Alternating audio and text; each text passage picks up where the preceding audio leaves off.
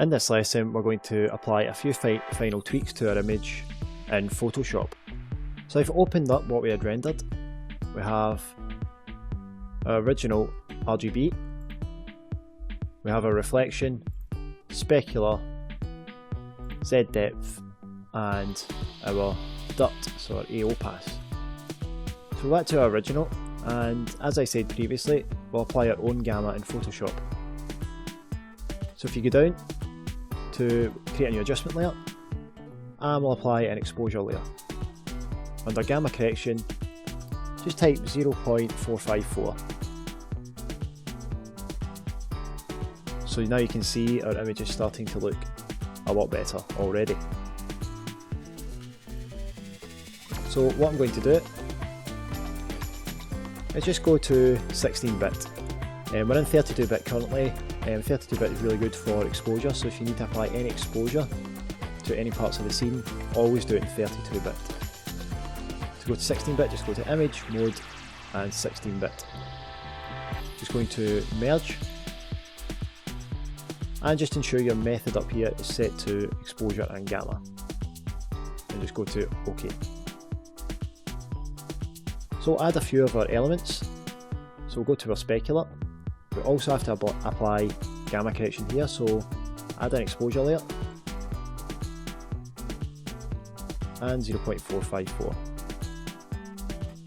Just going to right click here on the bottom layer and I'm going to flatten image. Change this to 16-bit as well. Okay, so what to do, if you hit V on the keyboard, just drag this across and up to your RGB tab, hold shift and just set it down over the image. Under our layer modes here, I'm going to apply a linear dodge add. So we select this on and off. You can see just picking out the highlights on the objects, just making them a wee bit stronger. I'm just going to close our specular. Go to reflection, we'll do the same, just apply our gamma correction, so add an exposure layer, 0.454, and just flatten the image. Go to 16-bit, exposure and gamma, press V and drag it across, and hold shift to snap it to the top.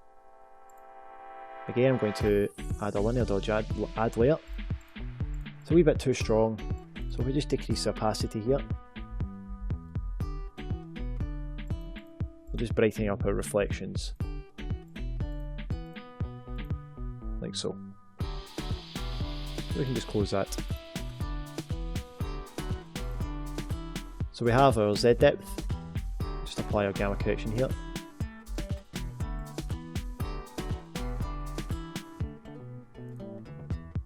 And we're going to flatten this. Mode to 16-bit again. Exposure and gamma, okay. So what I'm going to do now is go to Image, Adjustments, and invert this. So the white areas you can see on the image, I'm going to blur in Photoshop. So if you just select all, Control and A, Control C, and go back to our image. If you create a new layer, an empty layer, go to up to image at the top and apply the image. Okay, that. We go to filter, blur and Gaussian blur. You can see in this wee preview here, if you click, that's normal and that's it blurred. So just go for around maybe 4 pixels and okay. On this layer, if you create a mask, just down here, press Alt and click the mask. This is what the mask is, just white currently, and we'll paste our Z depth in here.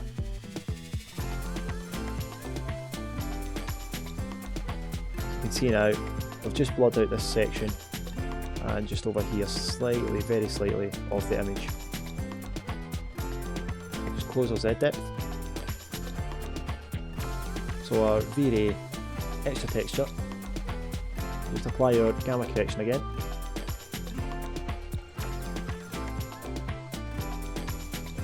and flatten the image. Again, mode 16-bit.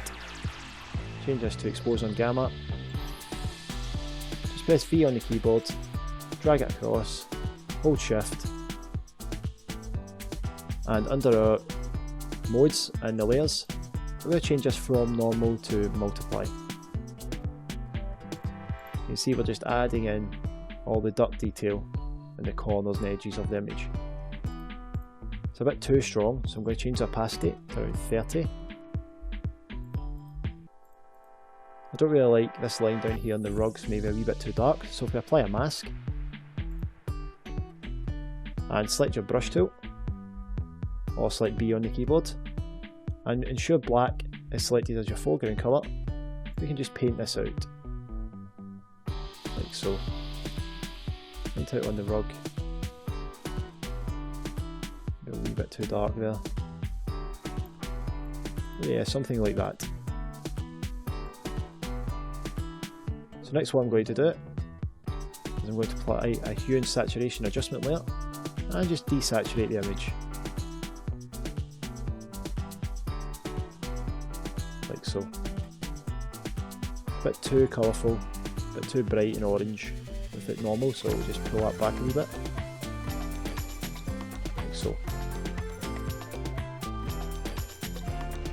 So next what I'm going to do is create a new blank layer, go back to image, apply image, and I'm going to use Null Light Factory to just add a bit of sparkle to the lights. So if you have Null Light Factory, just go to Filter, Red Giant Software, Null Light Factory. So we've got loads of presets over here, you can just select between them all. I'm going to use a spotlight one, as you can see. And you've got loads of options down here, we can just brighten that up ever so slightly and just place it out there. So if you OK that, you can see we're just getting a wee glow there from the light. Just going to apply a mask though, select my brush, ensure the foreground is black. I'm just going to paint out some of the rays coming from the light. So.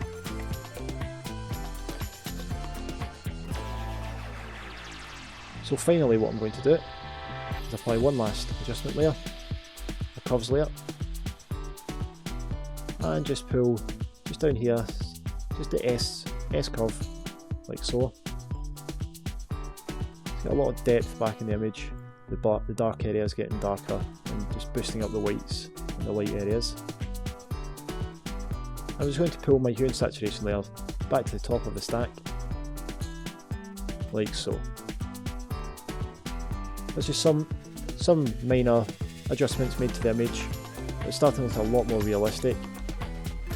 I'm just going to zoom into 100%, so just use your magnifying glass, right click and go to 100. I'm going to show you that grain I was talking about with brute force. You can see here, very very subtle, but it does give a slight realistic photographic look to it. Yeah, I think it's pretty nice, I kind of like it. Just back to fit on screen. So that's us completed our final image in Photoshop. You can do the same to the other camera we set up. Just use the same method and even just experiment with your own methods of doing some post-production. I did apply one more model to the scene, this chair, which was a free download from CG Architect. I will supply the link with this tutorial. But you should be able to now go from start to finish, creating all the models, materials, setting up your lighting and final post-production techniques.